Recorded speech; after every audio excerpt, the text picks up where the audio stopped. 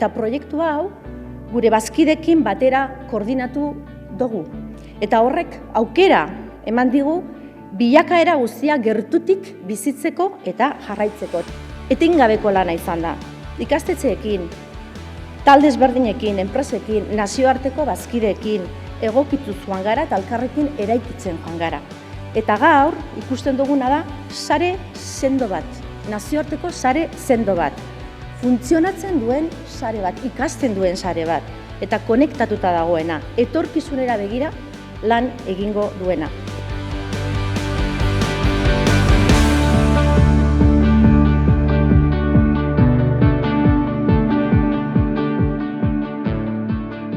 ELCAM has contributed to building a European skills ecosystem in advanced manufacturing.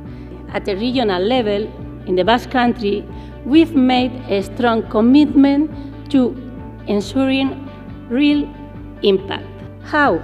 By involving schools, companies, and of course, public authorities.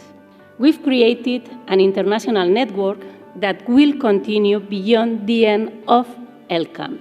With this alliance, our aim is simple, very simple, to continue what we've started, and please pay attention, to keep this collaboration open to new partners.